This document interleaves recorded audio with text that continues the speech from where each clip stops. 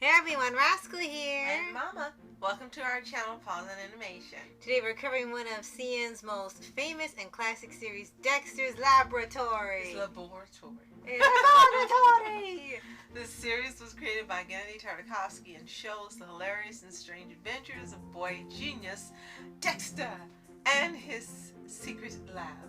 Yes, and before we start, be sure to like, subscribe, click notifications on future podcasts and well to pause videos. Absolutely. Thanks for joining us today. We appreciate you and thank you for helping us to reach over 500 subscribers. Yes, thank you so much. Now, Dexter's Lab. I know you saw this long before me. Yes, I actually used to watch Dexter's Lab and the Powerpuff Girls before going to work. I would wake up an hour early, get ready, and then I would sit down and watch them before leaving for work. I love them that much. Yes. Yes. And omelette deux for more.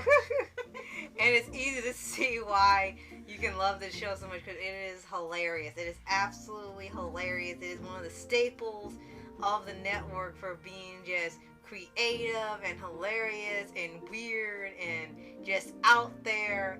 And there is something for everybody within the show to laugh at. Omelette deux for more. Okay, so now yes, one of your favorite episodes. It was one of the best episodes about nothing. Right. It was Seinfeld before Seinfeld. It was something that hadn't been done before when it originally came out. Right. And you have Dexter, who has his family union. He has his, in the first season, his sister Dee Dee has no brains whatsoever. Well, I didn't realize how senseless she was until we started rewatching season 1 on DVD. We were able to get from Amazon. And I said, I didn't remember her being that brainless. Her tongue hanging out. Right. And her just being stupid. She got more sense later, thank goodness. But yeah, they made her pretty brainless. Yes. And then he had his mom and his dad. And they acted like, kind of like a family from the 50s movies. If you've ever seen the TV shows, if you've ever seen them on retro TV. And the mom had this preoccupation with cleanliness and cleaning and wore rubber gloves all the time everywhere. Yes. And the dad was like the good-natured dad. Yes. Son. What are you doing, son? And it was just hilarious. And he was the smart one. He was the genius. He had the secret lab. Underneath his house somehow he had this giant lab that the parents didn't know about. And the only one who did know about it was Dee Dee. Yes. And surprisingly, she never told the secret. I guess the trade-off was she gets to come in whenever she wants, and he tells her to get out. And she constantly is destroying things in the lab every day. Get out of my laboratory. Okay. And she's always pressing buttons, spilling chemicals, turning up things, playing around, and stuff always blows up. And you wonder, like, how is this thing still standing with you in it? Some of the best episodes actually happened during the season, and you don't realize how many of them are in the first season. Right. It's kind of like when you go back and you rewatch a lot of these series, like SpongeBob. Right. And so many favorite episodes actually came out in the first season. You're like, oh my gosh. Right. So the first season actually it says 13 episodes, but each episode has segments. Right. You had the Justice Friends. Yes, and Dalton for Monkey. Yes, and then you had a couple of Dexter Lab episodes. Right. So each one ended up being usually 4 parts. Right. And within those segments, they all are taking place in the same world. So, and Dexter really loves superheroes, so superheroes actually exist in this universe. So they kind of did like some mini episodes where when you didn't see Dexter in his laboratory, you were seeing what their version of Justice League were up to, or what his lab monkey actually was a superhero secretly. But you never find out how he got his powers and why he kept it a secret from him. But you just go with it and enjoy the series. And for some reason, they gave the illusion. They alluded to, what was the lady's name? Honeydew? Yeah, Honeydew was in love with him, and I was like, you didn't catch that before, but yeah. we watched, it was like, what the heck? Yeah, and you think like, okay, are they just playing along with it like when you watch those older movies and shows? Even though he's a monkey, he's still the hero and all he that. can't It's speak like, at all. yeah, I was like, I don't know about that now.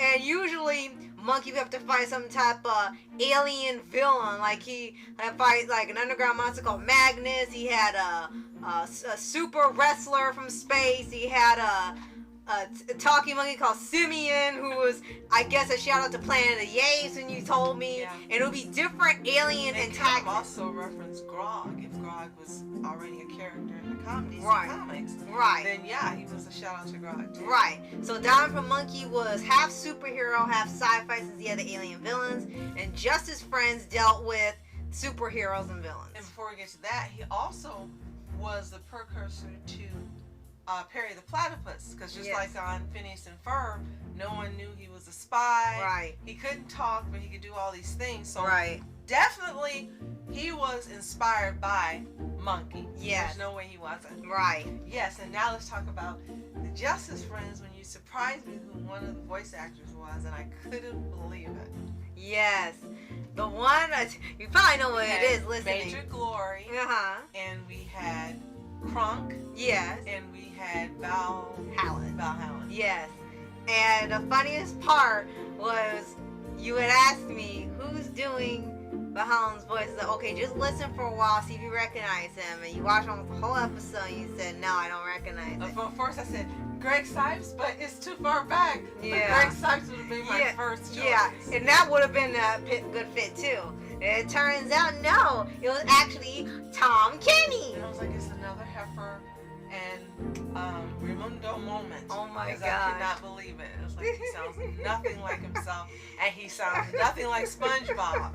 It's fantastic. Right? And that was absolutely one of the funniest segments on any show you've had, where it comes in and breaks up that main action of Dexter in Right. the laboratory. Right. And all of them were not cases, but they were superheroes. Right. And it was also formatted a bit like a sitcom. You would hear a laugh track in the background whenever they would do something really stupid. They would still have their superhero battles, fight the villains, have some weird adventures, but I'd be a laugh track in the background like you were watching a superhero sitcom. And actually one of the few times the laugh track really worked with Yes, the show. absolutely. Because you knew it was fake, but their crap was so odd for them to do being superheroes that laugh track worked. Definitely. And one of the best ones that happened in the seasons when Kronk fell in love. Yes, and they call it, what's it, Crunk's Date, I think that's what it's called. Yeah, and it was a sort of a crossover / reference to She-Hulk and The Thing. Yes, Kronk's Date. And it really just looked like him if he had chest and more hair on his head. I thought it was hilarious. And she had Right? and it was like she was more She-Hulk than She-Hulk, the TV series. Right? And they had this whole relationship within the span of this episode. They Yes. dated, fell in love, and he beat up people who didn't treat her right, talked Oh to my her wrong. God! You're like, how long were they fighting? And then she was her villainous self, and then he realized she was going to have to go to jail, and they had to break up. And all this happened within this short time span. Yeah, and the heroes and villains were fighting, and this was happening amongst it. It was like, how long have you guys been fighting where all this happened? But this is definitely one of the best shows Cartoon Network has ever had. And they've never had anything like it again, and it looks like they won't. Yeah. Because the quality of their shows does not match up with this heyday, and that's what it was. Yeah. So this particular DVD is called the Cartoon Network Hall of Fame. Yes. This is one of them, along with Courage, Powerpuff Girls, and some others. Right.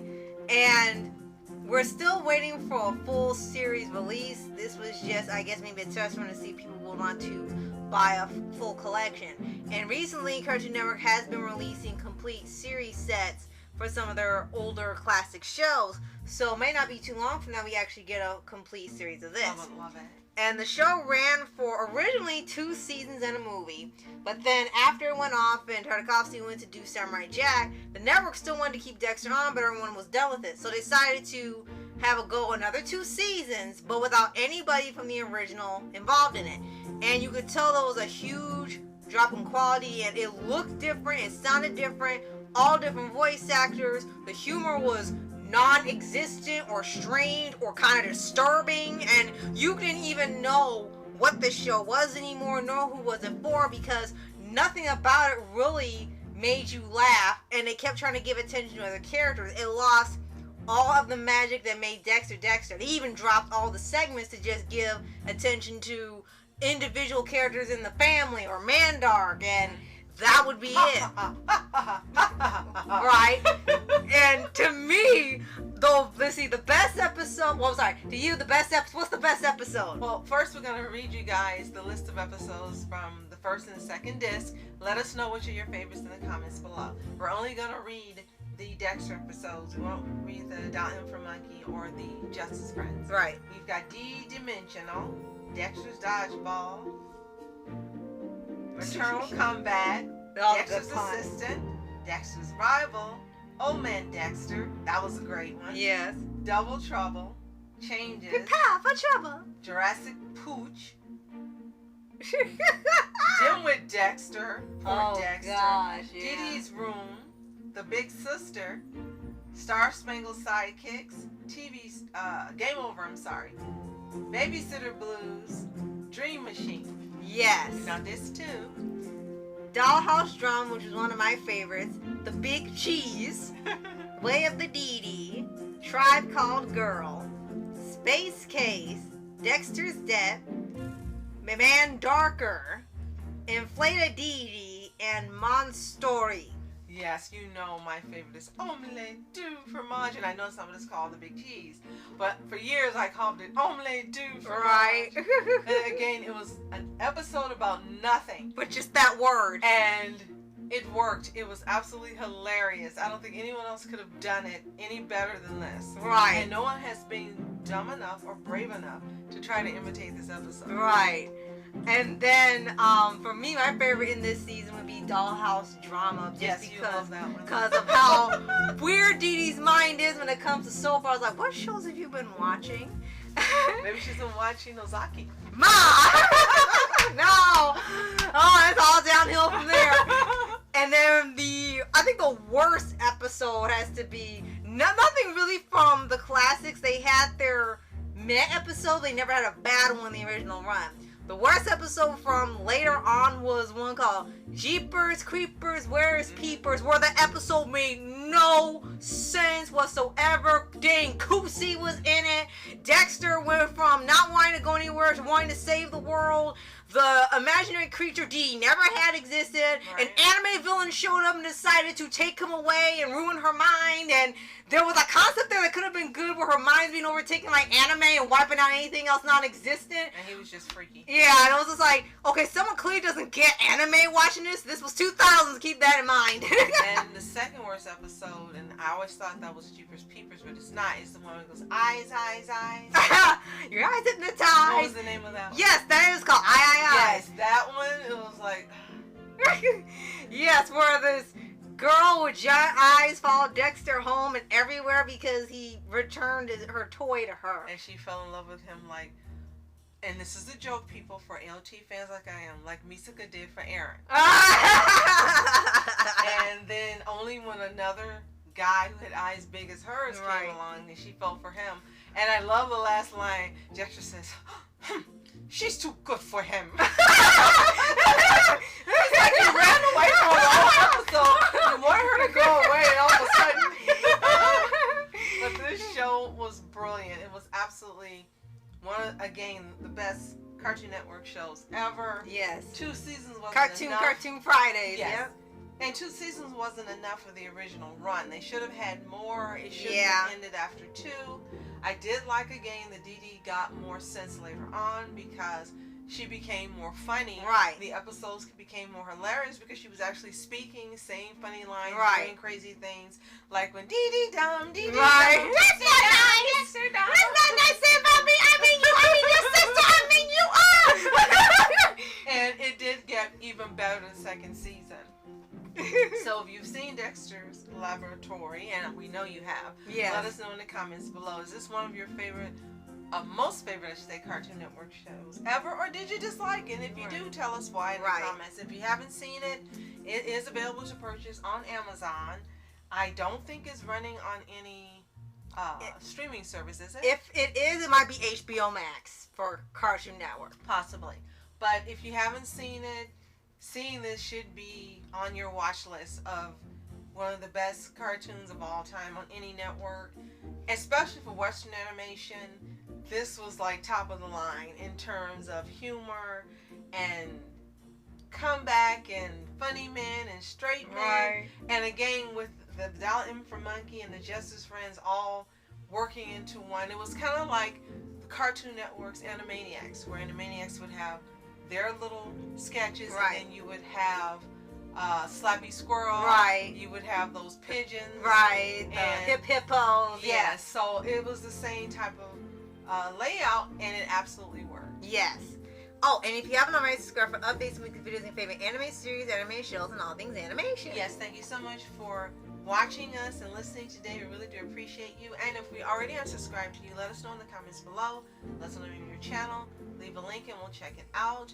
Thank you so much. You bring us joy, allowing us to bring us joy, allowing us to bring you these podcasts. Right.